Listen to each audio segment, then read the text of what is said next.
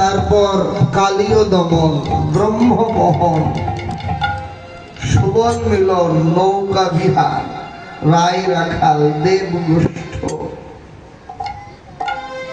এমনি ভাবে এই পূর্ব রাগের পর্যায়। তারপর উজ্জ্বল নীলমণিতে রূপ গোস্বামীপাদ ভগবানের মাঠ লীলাকে 64 নায়িকার প্রকরণে, প্রথমত অষ্টনায়িকা, তাদের প্রত্যেকটির আবার 8টি করে ভাগ করে 64 ভাবে মার লীলাকেই আস্বাদন করেছে। এগুলো নৈমিত্তিক লীলা, একদিন হয়েছে। ভগবান যে মৃত্তিকা ভক্ষণ লীলা করেছিলেন প্রতিদিন নয়, একদিনে মাটি খেয়েছিলেন। তা আজ ভগবানের এই নৈমিত্তিক লীলা স্মরণ চলছে। তো এই নৈমিত্তিক লীলার পর্যায় পূর্ব রাগ। এই পূর্ব রাগ হলো, পূর্ব রাগ শব্দের যদি সাধারণ অর্থ, সরল অর্থ করা যায় তাহলে হয় পূর্ব শব্দের অর্থ আগে বা প্রথমে, আর রাগ শব্দ হলো রতি বা ভালোবাসা। নায়ক এবং নায়িকা একে অপরকে কেউ কখনো দেখেনি, কিংবা দেখেছে কেউ কাউকে চেনেন না। এই যে পূর্ব রাগ, এই নায়ক নায়িকার একে অপরের সাক্ষাৎ মিলনের পূর্বে একে অপরের অন্তরে যে রতি, ভালোবাসা বা অনুরাগের জাত হয়, এই হলো সরল অর্থ পূর্ব রাগ। আর শাস্ত্র ব্যাখ্যা দিলেন যে রতির যা সঙ্গমাত পূর্বং দর্শন শ্রবণ দ্বিজা তয়োর্মিলিত প্রাজ্ঞৈ পূর্ব রাগ সহ উচ্যতে। রতির যা সঙ্গমাত পূর্বং, নায়ক নায়িকা একে অপরের সঙ্গে মিলনের পূর্বে যে রতি, একে অপরের অন্তরে, নায়কের প্রতি নায়িকার অন্তরে এবং নায়িকার প্রতি নায়কের অন্তরে যে ভালোবাসা জাত হয়, এই ভালোবাসাটা জন্মায় কোথা থেকে? দর্শন শ্রবণ দ্বিজা। একটা হলো দর্শন, দেখা, আর একটা শ্রবণ, শোনা। তো প্রধানত এই দুই ভাগে ভাগ করলেন। একটা হলো শ্রবণজাত পূর্ব রাগ, একটা দর্শনজাত পূর্ব রাগ। এই যে শ্রবণজাত পূর্ব রাগ আবার 5 ভাগে বিভক্ত। প্রথমত বংশীধ্বনি শ্রবণ, দ্বিতীয়ত ভাটের মুখে শ্রবণ, তারপর সখীগণের মুখে শ্রবণ, বন্দির মুখে শ্রবণ এবং গুণীজনের মুখে গুণগাথা শ্রবণ। এই হলো 5টি শ্রবণজাত আর দর্শনজাত পূর্ব রাগ 3 ভাগে বিভক্ত। একটা চিত্রপটে দর্শন, দ্বিতীয় স্বপ্নে দর্শন, আর তৃতীয় হলো সাক্ষাৎ দর্শন। এই নায়ক নায়িকার পূর্ব রাগের মধ্যে নায়িকার পূর্ব রাগকেই বেশি প্রাধান্য দেওয়া হয়েছে। তাই রাধারানীর পূর্ব রাগ থেকেই লীলা স্মরণ শুরু হয়। এই রাধারানীর পূর্ব রাগের আবার 10টি দশা: লালসা, উদ্বেগ, জাগর্জা, ক্ষীণতাঙ্গ, মোহ, ব্যাধি, উন্মাদনা, এমনি করে মৃত্যু দশা পর্যন্ত 10টি দশা, 10টি দশা। তো শুধু ভক্তবৃন্দ, এখন আমরা যে লীলা স্মরণে ব্রতী হয়েছি, রাধারানীর পূর্ব রাগের প্রথম পর্যায়, সেই লীলার ঘোর চন্দ্রিকা। নিরমল গোরাতন কষিত কাঞ্চন জন হেরোইতে পড়িয়ে লোভ নদিয়ার কোন এক নাগরিক গঙ্গায় বিহারত গৌরূপ খানি দেখেছেন। এমন অনুরাগ হয়েছে অন্তরে, অন্য নাগরিকে ডেকেছেন, নাগরী রে এমনই এক রূপের মানুষ দেখলাম। আহা, দেখে মনে হলো কি এই যেন কোনো সাধারণ মানুষ নয় রে। আহা, যেন রসে গড়া তবু খানি রে।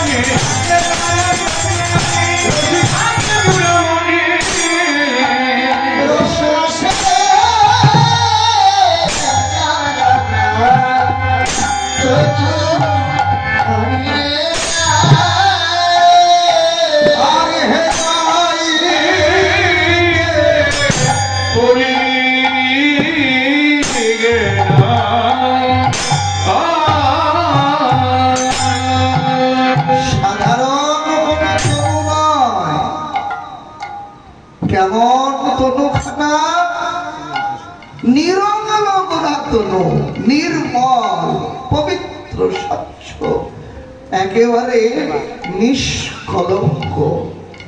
দেখে মনে হলো একেবারে রূপ রসে মাখামাখি, রসে গড়া তনু, রসে মাখানো নয়।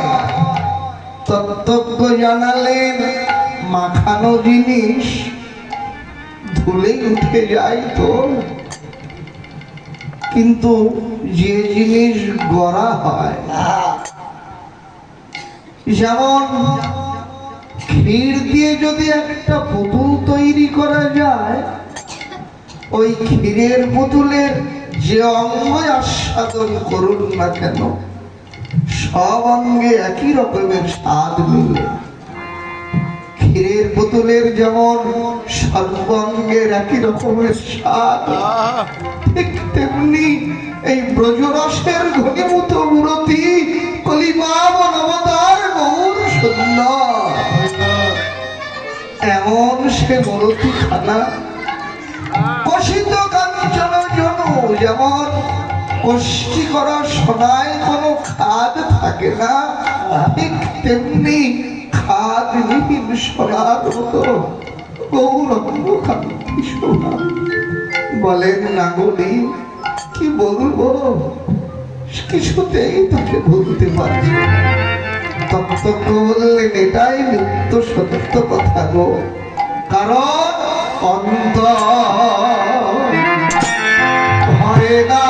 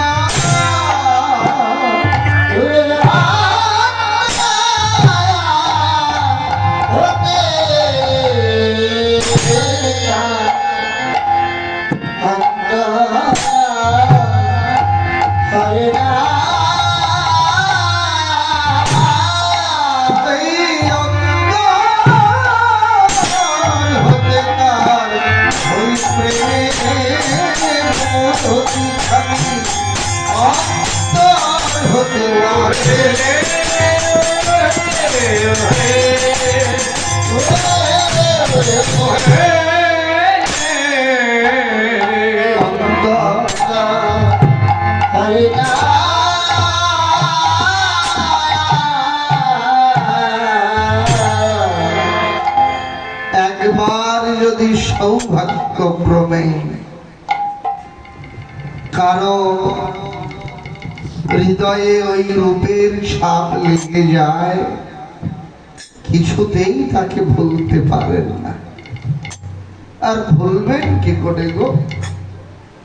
ভগবান যদি একবার তার ভক্তের হৃদয়ে ধরা পড়ে যায়, কিছুতেই ভক্তের হৃদয় থেকে অন্য কোথাও সরে যেতে পারেন না, অন্য কোথাও তিনি সরে যান না। এই কারণেই ভাগবত শাস্ত্র ভগবানের একটা নাম তিনি বলেছেন অচ্যুত। ভাগবত ভগবানকে বললেন অচ্যুত। অচ্যুত কে? শ্রীধর স্বামীপাদ ভাগবতের অমৃতবর্ষিণী টিকায় জানিয়ে দিলেন যে সর্বথা ভক্ত হৃদয়ে চ্যুতি রহিত সয় অচ্যুত।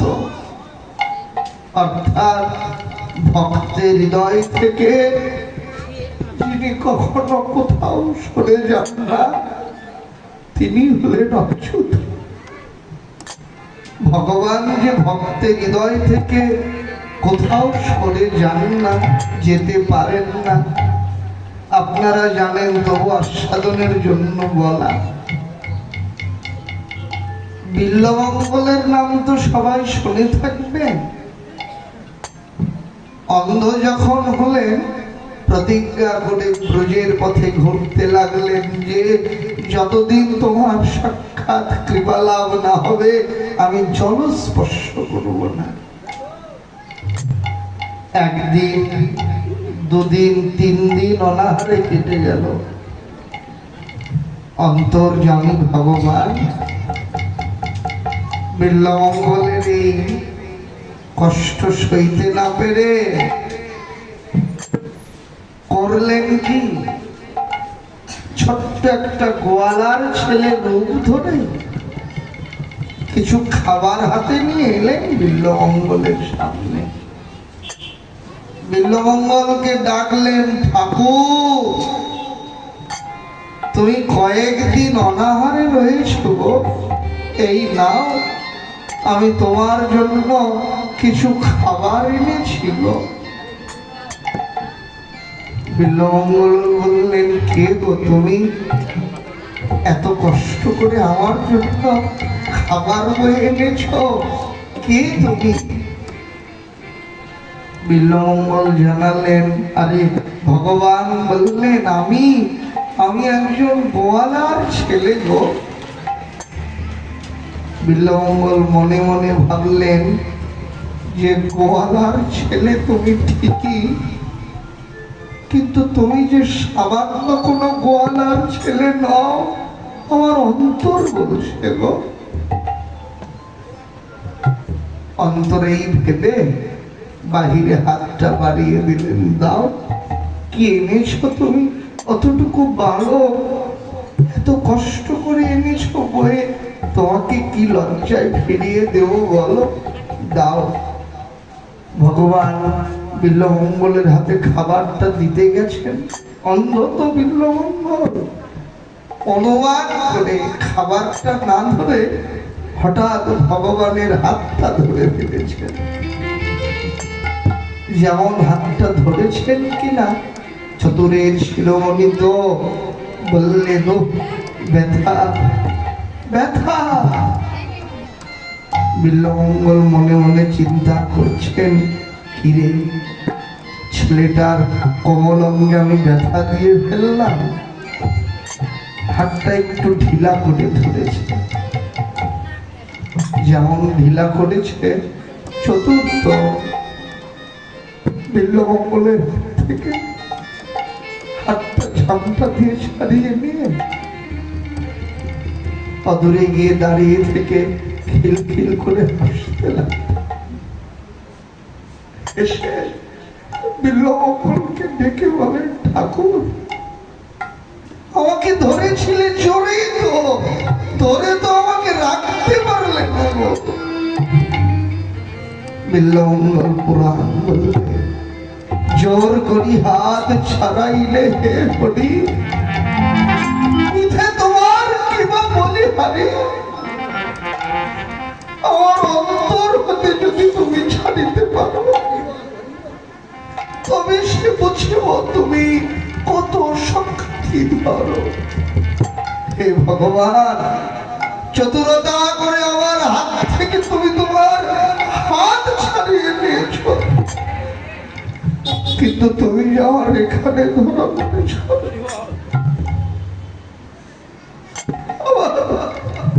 এই অন্তর থেকে যদি তুমি যেতে পারো তাহলে বুঝবো তোমার সর্বশক্তিমান নামের সার্থকতা।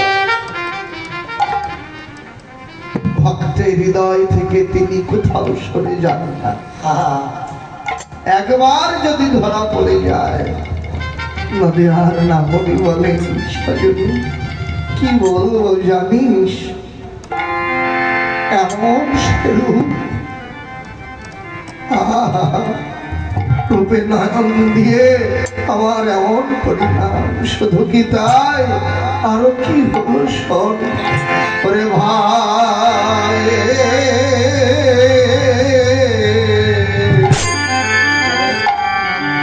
ভোজা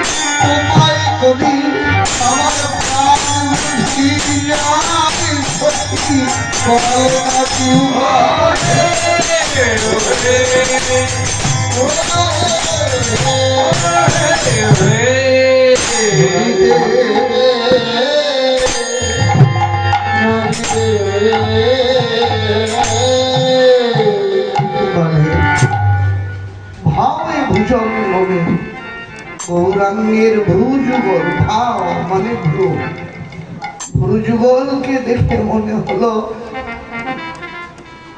ভুজঙ্গ সর্প, এই ভ্রুযুগল সর্প আমার অন্তরে এমন ভাবে দংশন করলো আমি সে জ্বালা সইতেও পারছি না, কইতেও পারছি না। সজনী কি বলবো, যাব হাব গোরা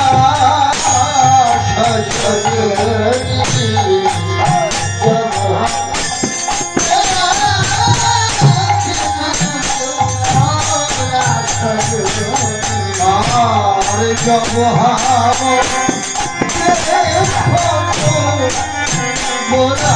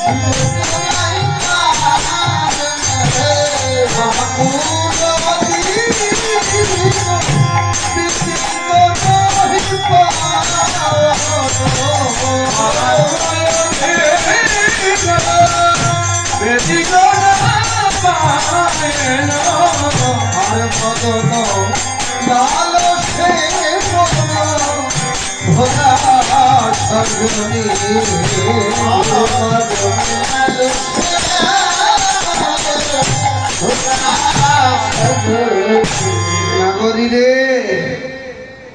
দেখ, যখন আমি ওই রূপখানি দেখেছি, রূপ দেখে আমার দিক বিদিক জ্ঞান হারিয়ে গেছে রে। অন্তর ভরে সেই কামনা জেগেছে। এই যে কামনা, এগুলো জীবের বড় শত্রু। এগুলো ভগবত কৃপার পথের অন্তরায়। লোভ, লালসা, কামনা, বাসনা, এগুলো সবাইকে দুঃখ দেয়, কষ্ট দেয়। তো নাগরী এমন ভাবে বলছেন, তার অন্তরে মদন ও লালসে মনোভরা। শাস্ত্র বললেন, হ্যাঁ গো, যদি এই জড়ীয় কামনা কারো অন্তরে জাগে, এই জড়ীয় কামনা বাসনা সবাইকে দুঃখ দেয়, এটাই নিত্য সত্য। কিন্তু এই লালসা, লোভ যদি কৃষ্ণ সুখ বা ভগবানের সুখের নিমিত্তে হয়, শাস্ত্র বললেন আত্ম ইন্দ্র প্রীতি বাঞ্ছা তারে কহিকা, কৃষ্ণেন্দ্রিয় প্রীতি ইচ্ছা ধরে প্রেম না, ধরে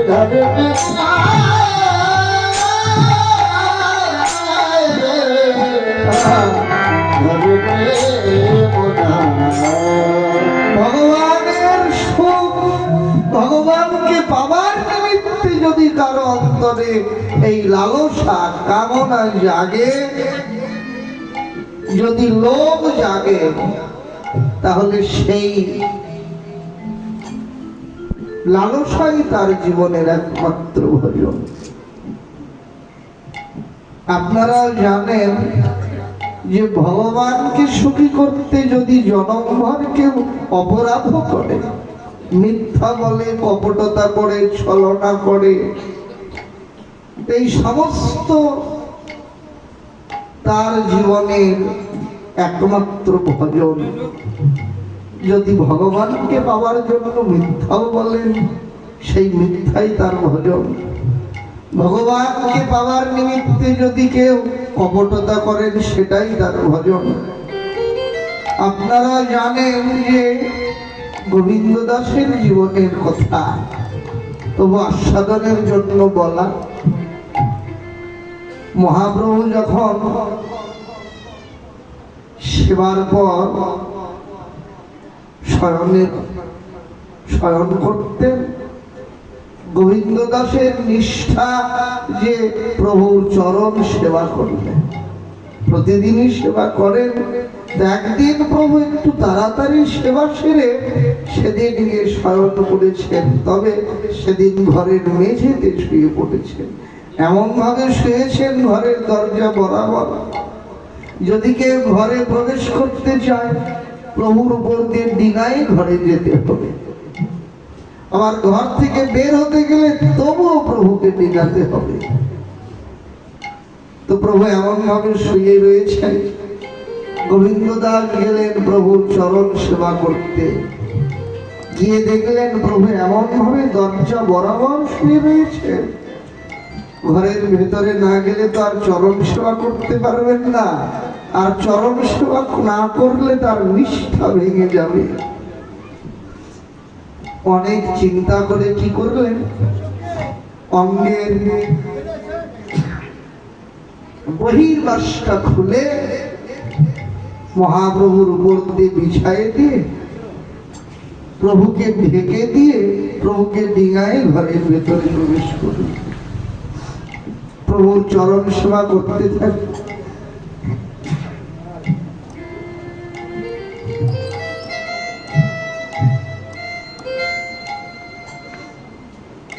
প্রভুর চরণ সেবা করছেন। বেলা গড়িয়ে বৈকাল হয়ে গেল। এক সময় প্রভুর নিদ্রা ভাঙল। জেগেই দেখেন গোবিন্দ দাস চরণের ধারে বসে আছে। প্রভু জিজ্ঞাসা করেছেন, ও গোবিন্দ, এতগুলো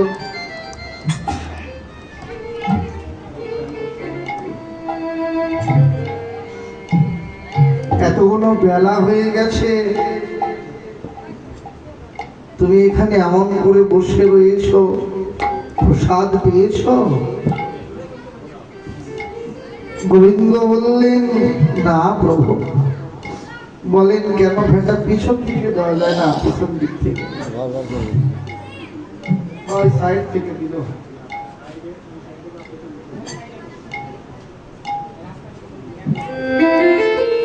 বলেন, প্রসাদ পেয়েছ? বলেন, না গো। কেন? বলেন, যাওয়া হয়নি তাই পাওয়া হয়নি। বলেন, গেলে না কেন গো? গোবিন্দ দাস বললেন, যাই কি করে বলো তো? তুমি এমন ভাবে দরজায় শুয়ে রয়েছ, যেতে গেলেই যে তোমাকে ডিঙায় যেতে হবে। তোমাকে ডিঙিয়ে আমি যাবো কি করে বলো? প্রভু বলেন, কি গো, তুমি ঘরের ভিতরে আসবার অনেক আগেই তো আমি এখানে শুয়েছিলাম, ঘরে এলে কি করে তুমি? একেবারে সরল উত্তর দিলেন, কেন গো? এলাম তো তোমাকে ডিঙায়। প্রভু বললেন, আমাকে ডিঙায় আসতে পারলে আর আমাকে ডিঙায় যেতে পারলে না তুমি? শুনেই গোবিন্দ কাঁদতে আরম্ভ করল। প্রভু বলেন, কি গো, এমন করে কাঁদো কেন তুমি? কেঁদে বলেন, দেখো, আমি তো তোমাকে ভালোবাসতে পারি না। ভালো যদি বাসতাম তাহলে এমন করে আমাকে আঘাত দিয়ে কথা তো বলতে পারতে না। প্রভু বললেন, কি গো, তোমাকে কি এমন আঘাত দিয়ে কথা বললাম গো? গোবিন্দ দাস কেঁদে বলেন, দেখো, আমি তোমাকে ডিঙায় ঘরের ভিতরে এসেছিলাম, সেটা ছিল তোমার সুখের জন্য। আর তোমাকে ডিঙায় যে ঘর থেকে বেরিয়ে যাব, সেটা হলো আমার সুখের জন্য। তোমাকে আমি আজকে একটা কথা বলে রাখলাম, যে তোমার সুখের জন্য জনগণ যদি আমাকে অপরাধ করতে পারে, আমি তাই করতে পারি। কিন্তু আমার সুখের জন্য তোমাকে আমি এতটুকু কষ্ট পেতে দেব না। এই যে ভালোবাসা, যদি এমন ভালোবাসা কারো অন্তরে একবার জাত হয়,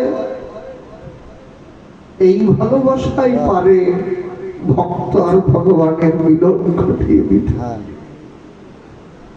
ধনে তাকে পাওয়া যায় না, বিদ্যা দিয়ে তাকে লাভ করা যায় না, ঐশ্বর্য দিয়ে তাকে পাওয়া যায় না। শাস্ত্র জানালেন, কেন কর্ম যোগ ধর্মে নাহে কৃষ্ণ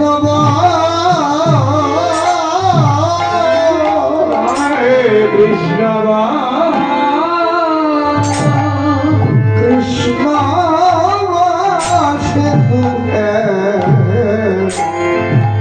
প্রেম ভক্তির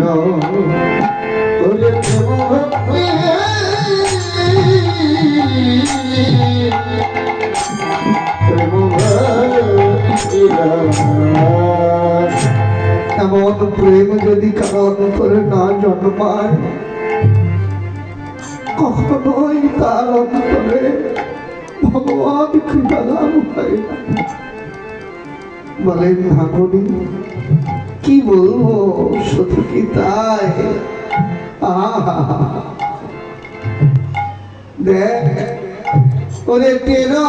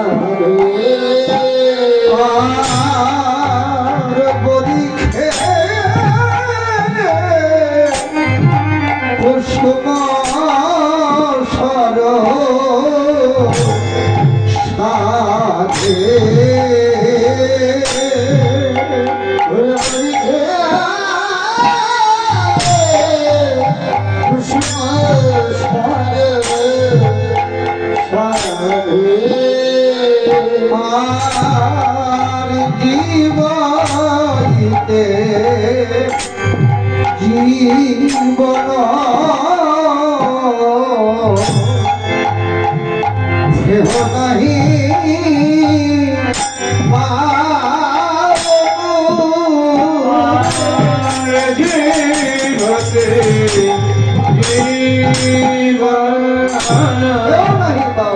দেহ নাহি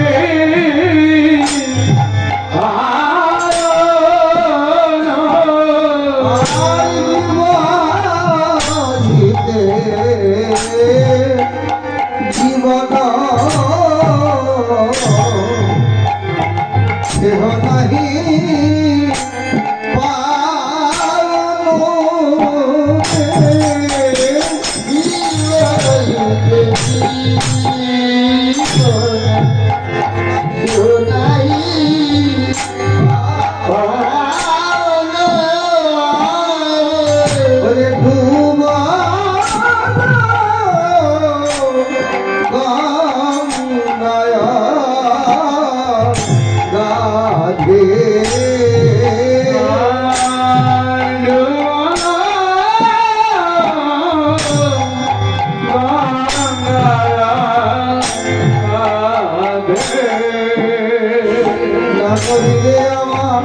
আমি প্রাণে বুঝি আর বাজব না।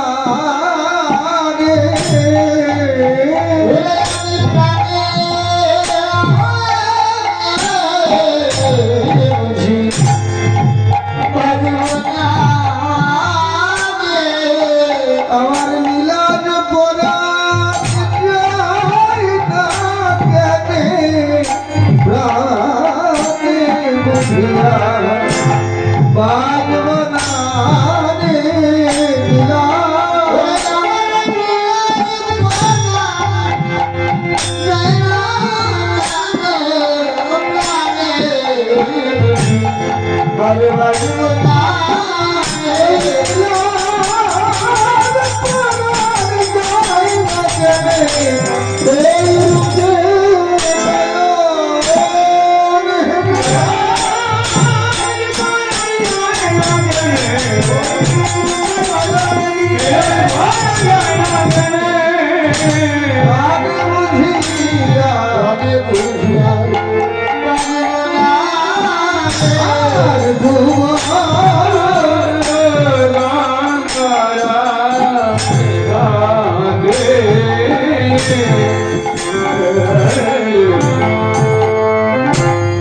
এমন ভাবে দংশন করেছে আমায়।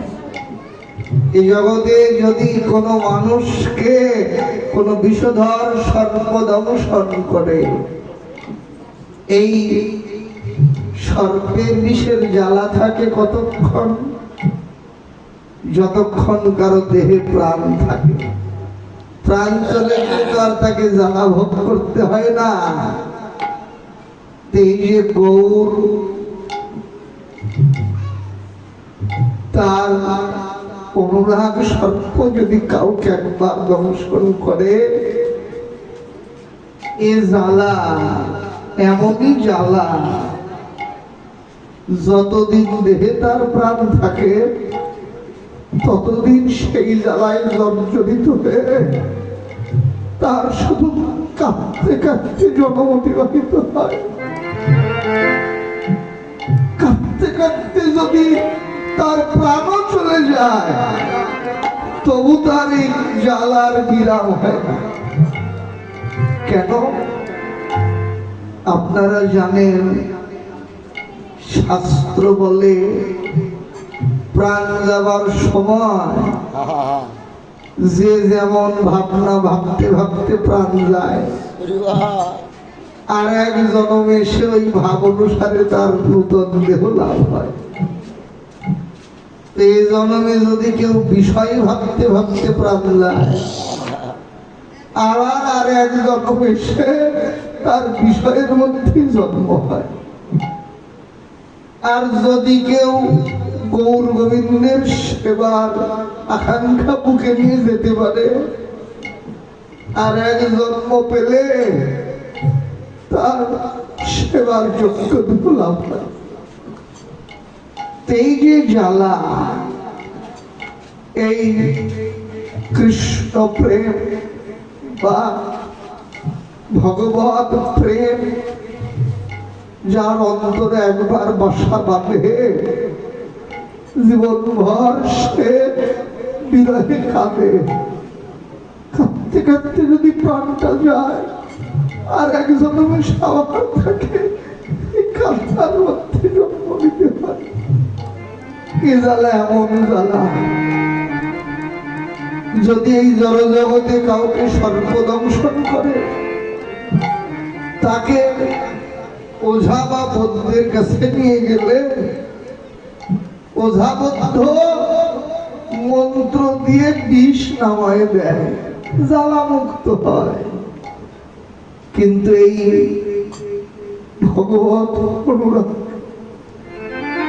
যদি কারো অন্তরে একবার এমন বিষের জ্বালায় জর্জরিত হয়, কোন ওঝাবদ্ধ দিয়ে সে বিষ নামানো যায় না।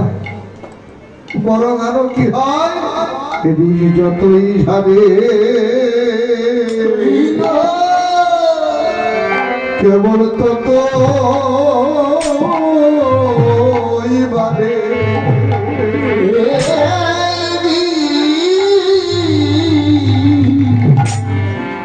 যত যত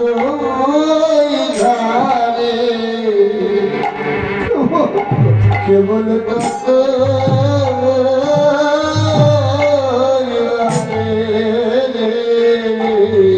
কেবল তার কৃষ্ণ বলে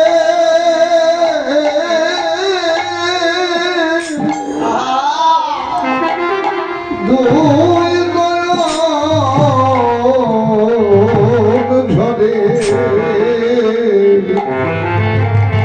বিষ যতই ঝরে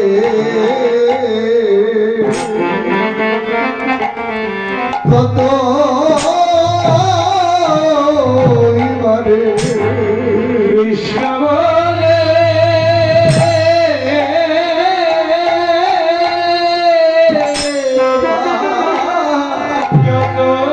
আর বলো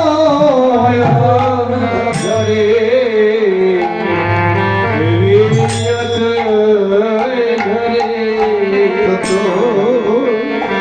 কত এবারে সেজন পথে পথে কেবল চেনে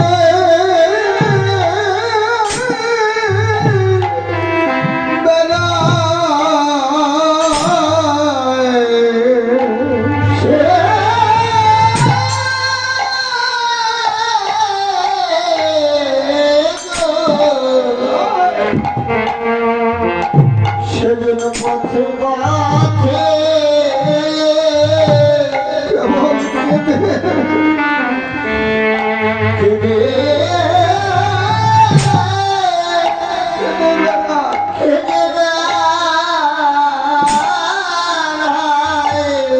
ওই বিরহ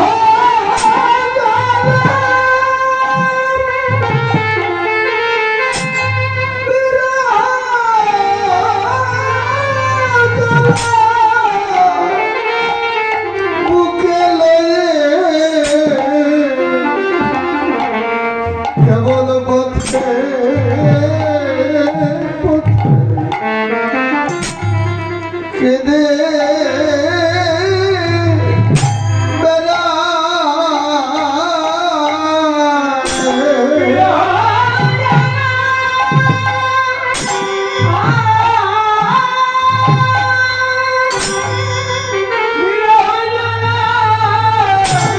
বুকে লয়ে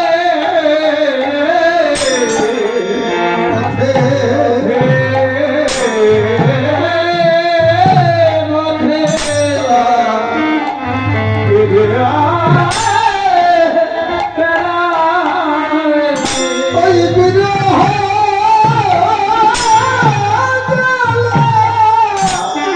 বুকে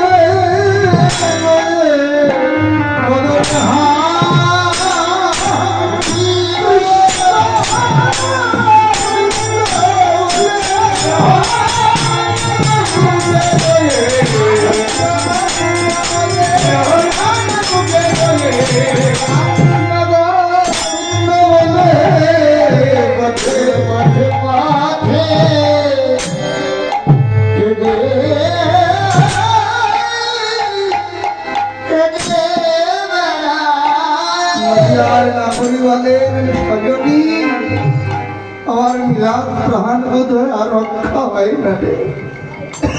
তাই তোদের কাছে নিবেদন, মন্ত্র মহা ঔষধি তুই জানো তো যদি মন্ত্র মহা ঔষধি তুই জানো তো মধুরাগির বড় বিরূপায় মধুরাগির বড় বিরূপায় মধুরাগির বড়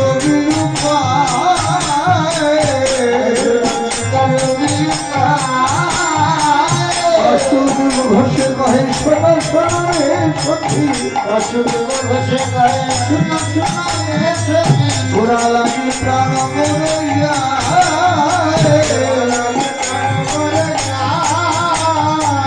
হইতে নারী রে হইতে নারী রে আমার প্রাণ বুঝি যাই সত্যি সইতে নারী রে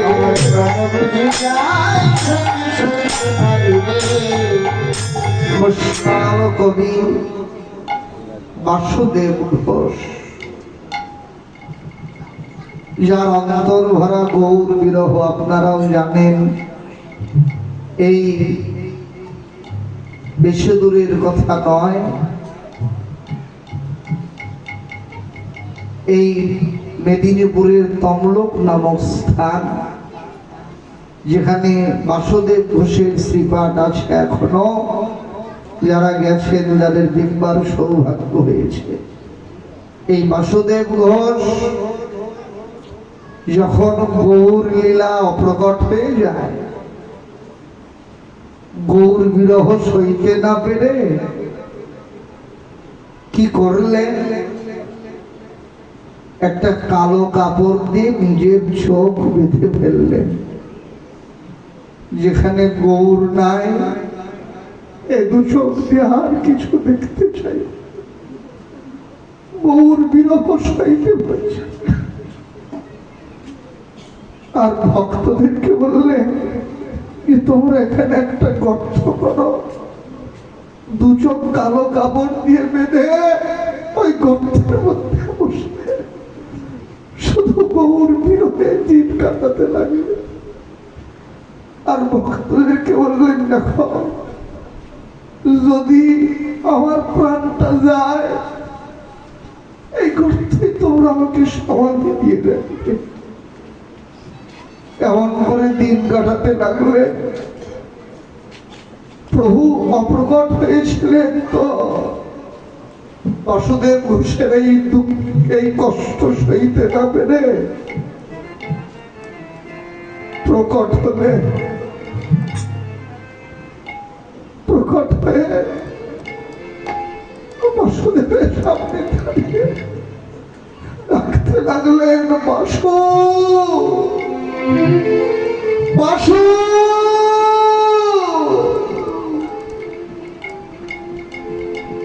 নিজে গিয়ে বাসুদেবের চোখের বাঁধনটা খুলে দিয়ে বলেন, বাসু এমন প্রাণনাশা পণ কি কেউ করে বলো? প্রাণের মায়াটাও করলে না গো। কেঁদে বললেন যে প্রভু তোমার বিরহ তো আমি আর সইতে পারছি না গো।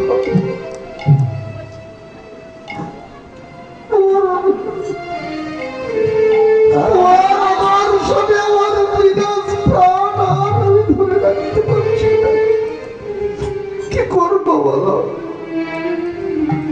প্রভু বললেন দেখো বাসু, এমন প্রাণ আর কখনো করবে না। আমি তোমায় কথা দিলাম, তুমি যখন ডাকবে তখন আমি তোমাকে বসে দেখাবো। ভক্ত বৎসল তো তিনি, এমন গৌরগত প্রাণ এই বাসুদেব ঘোষ। নদী নাগরীকে ডেকে বলেন দেখো, তোমার যেমন অন্তরে গৌরাঙ্গ রয়েছে, গৌর তো তোমাদের ঘরে নিধন, তোমাদের অন্তরে এমন গৌর প্রেম অনুরাগ জাগরা স্বাভাবিক। কিন্তু আমি তো ভজনবিহীন সাধন শূন্য। আমার বলেন রতি মতি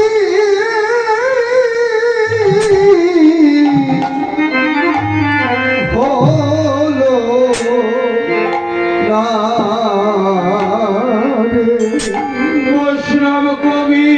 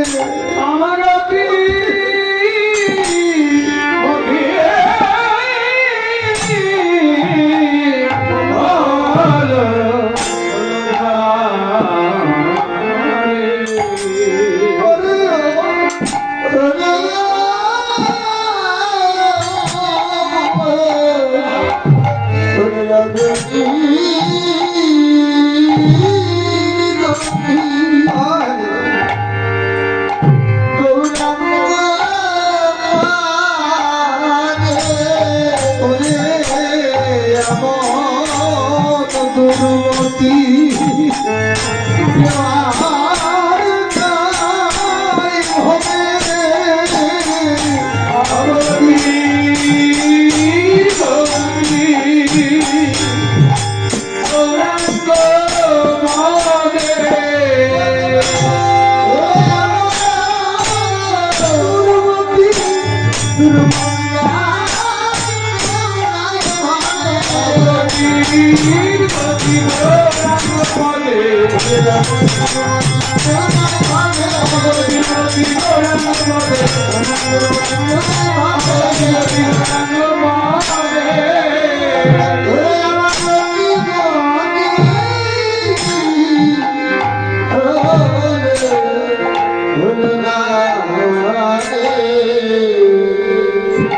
তাই বাসুদেব ঘোষ বলে শোনো শোনো রে সখী রাজ জনম রইয়া